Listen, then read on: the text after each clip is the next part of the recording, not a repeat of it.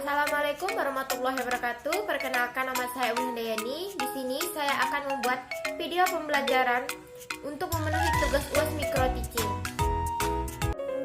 Assalamualaikum warahmatullahi wabarakatuh. Apa kabar anak-anak ibu semua? Sebelum mulai pembelajaran, marilah kita berdoa terlebih dahulu menurut agama dan kepercayaannya masing-masing. Berdoa dimulai. Berdoa selesai. Kembali lagi di minggu ini bersama Bu Un. Kita masuk di tema 3, peduli terhadap makhluk hidup, subtema 1, hewan dan tumbuhan di lingkungan rumahku. Apa kabar anak-anak semua? Alhamdulillah pasti baik semua ya kan? Jaga kesehatan ya. Apakah anak-anak tahu sebagian besar masyarakat Indonesia mengonsumsi nasi sebagai makanan pokok? Apakah anak-anak tahu bahwa nasi itu berasal dari beras dan beras berasal dari padi? Jadi hari ini mari kita belajar mengenal padi.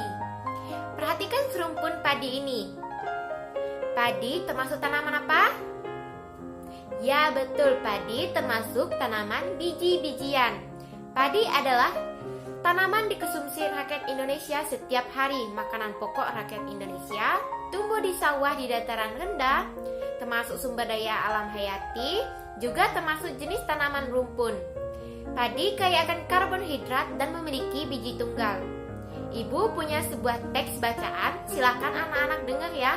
Nanti ada pertanyaan untuk anak-anak. Ini teks bacaan padi. Padi adalah tanaman yang sangat penting di Indonesia. Padi menghasilkan beras. Banyak penduduk Indonesia yang mengonsumsinya. Padi dapat tumbuh di daerah panas dengan curah hujan tinggi.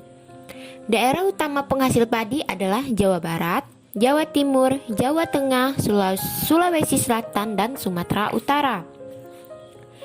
Karawang, Jawa Barat dikenal sebagai lumbung padi nasional. Pertumbuhan padi dibagi menjadi 3 tahap besar.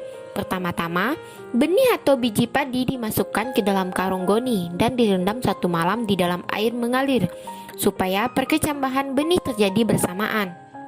Selanjutnya, benih-benih ditanam di lahan sementara. Bibit yang telah siap dipindah tanamkan ke sawah. Biji atau benih tadi akan tumbuh berkecambah hingga muncul ke permukaan. Bakal akar dan tunas menonjol keluar, lalu batangnya memanjang. Petani juga memberi pestisida dan pupuk pada tanaman ini. Selanjutnya, tanaman padi berbunga hingga gabah matang, berkembang penuh, keras, dan berwarna kuning. Gabah adalah bulir padi yang terbungkus dalam sekam atau kulit padi. Gabah ini nantinya yang akan dijadikan benih lagi. Tahap pertumbuhan padi berlangsung antara 110 hari hingga 130 hari. Setelah panen, gabah ditumbuk dengan lesung atau digiling sehingga sekam atau kulit padi terlepas dari isinya. Bagian inilah yang berwarna putih, kemerahan, ungu, atau bahkan hitam yang disebut beras. Baik anak-anak, itu tadi bacaan teks padi. Dari bacaan tadi ada 5 pertanyaan untuk anak-anak. Pertanyaan yang pertama, apa isi bacaan di atas? Ya, isi bacaan di atas adalah tahap pertumbuhan tanaman padi. Pertanyaan yang kedua, mengapa tanaman tersebut penting untuk masyarakat Indonesia? Jawabannya, tanaman padi penting bagi masyarakat Indonesia karena sebagian besar masyarakat Indonesia mengonsumsi nasi sebagai makanan pokok. Pertanyaan yang ketiga, di mana tanaman tersebut dapat tumbuh? Betul, padi dapat tumbuh di daerah panas dengan curah hujan yang tinggi. Pertanyaan yang keempat, berapa lama proses tanaman tersebut tumbuh?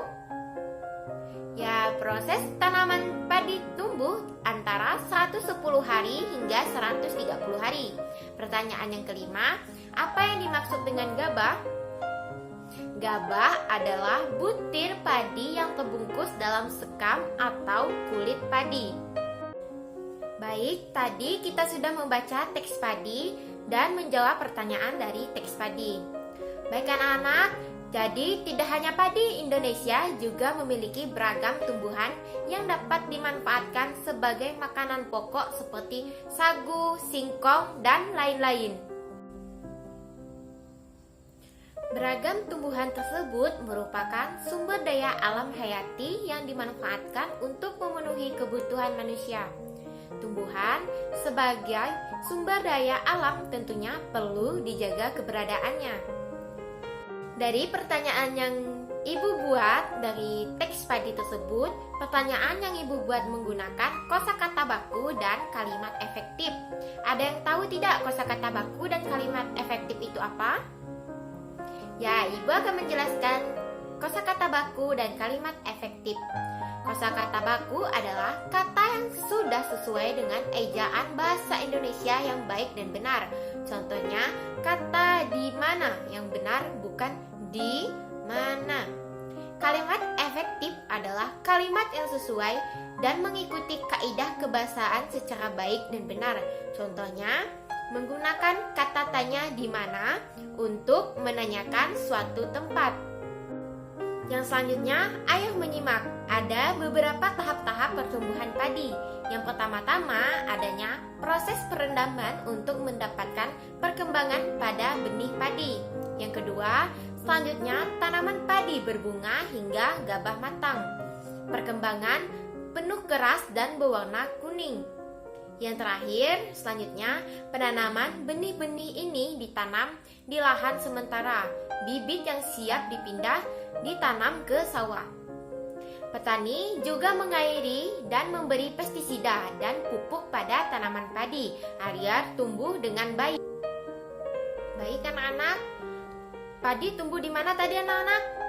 Ya, padi tumbuh di dataran rendah ya anak-anak. Coba perhatikan gambar berikut. Ada gambar pantai, dataran tinggi, juga ada dataran rendah. Itu semua termasuk letak geografis yang ada di Indonesia. Ibu akan menjelaskan ketiga letak geografis tersebut. Yang pertama ada pantai. Pantai adalah daerah yang berbatasan langsung dengan laut. Pantai ada yang landai dan ada pula yang terjal. Pantai yang landai biasanya digunakan untuk objek wisata. Yang kedua ada dataran tinggi. Dataran tinggi adalah permukaan bumi yang ketinggiannya 500 meter di atas permukaan laut. Dataran tinggi biasanya dimanfaatkan untuk peristirahatan, objek wisata, dan usaha perkebunan. Dataran rendah. Yang ketiga dataran rendah. Dataran rendah adalah permukaan bumi yang datar dengan ketinggian kurang dari 200 meter di atas permukaan laut. Pada umumnya dataran rendah berada di sekitar pesisir pantai.